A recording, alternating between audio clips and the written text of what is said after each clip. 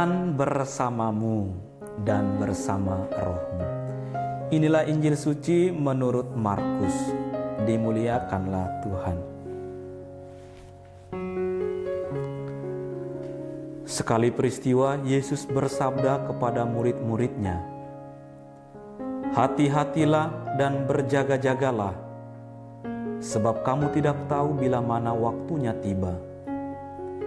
Ibaratnya seperti seorang yang bepergian, yang meninggalkan rumahnya dan menyerahkan tanggung jawab kepada hamba-hambanya, masing-masing sesuai dengan tugasnya, dan memerintahkan supaya penunggu pintu berjaga-jaga.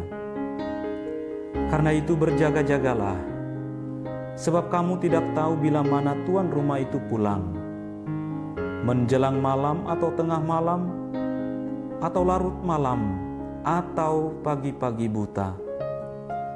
Hal ini kukatakan supaya kalau ia tiba-tiba datang, jangan sampai kamu didapatinya sedang tidur. Apa yang kukatakan kepada kamu, kukatakan kepada semua orang, berjaga-jagalah. Demikianlah sabda Tuhan. Terpujilah Kristus. Saudara-saudari terkasih, khotbah kita pada hari Minggu 3 Desember 2023, pada hari Minggu Advent pertama ini diambil dari Menjemaat edisi November dengan judul Berjaga-jaga di Masa Penantian. Saudara-saudari terkasih, dalam bacaan Injil, Markus menampilkan Yesus menceritakan perumpamaan yang penting, baik untuk masa Yesus maupun untuk hari pengakhiran terakhir. Kisah ini memiliki kepentingan khusus bagi murid Yesus karena mengingatkan mereka bahwa tuan rumah akan kembali saat pagi-pagi buta.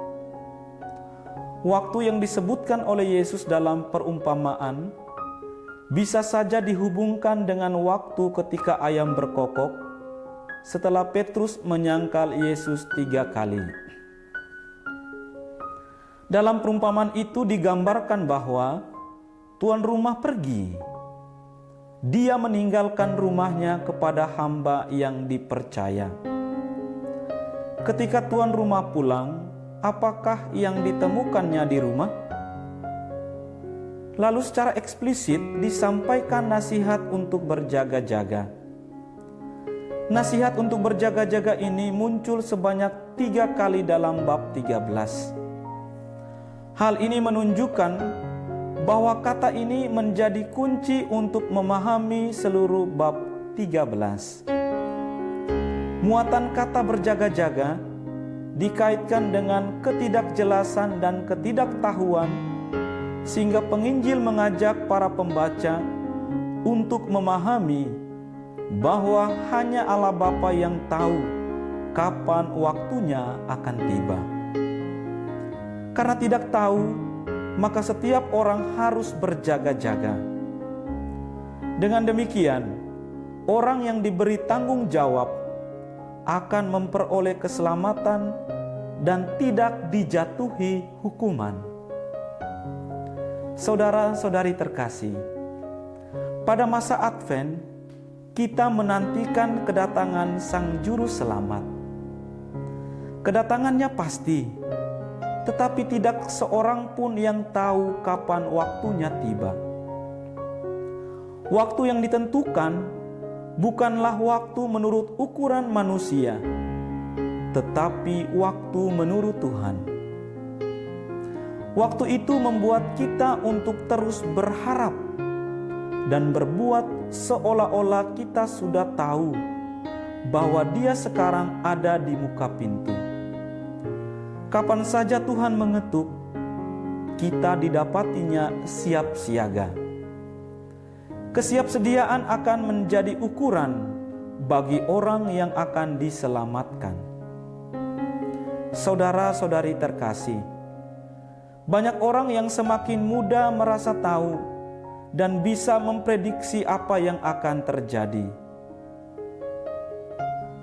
Kecerdasan buatan atau biasa disebut artificial intelligence dianggap menjadi solusi atas berbagai pertanyaan dan persoalan.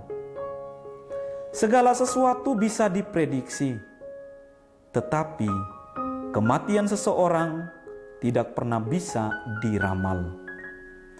Kapan saja Tuhan memanggil hidup yang diberikannya, tak ada yang dapat menghindar. Di masa-masa pandemi yang lalu, banyak orang yang meninggal dunia, termasuk sahabat dan kenalan kita. Banyak orang yang mengalami ketakutan.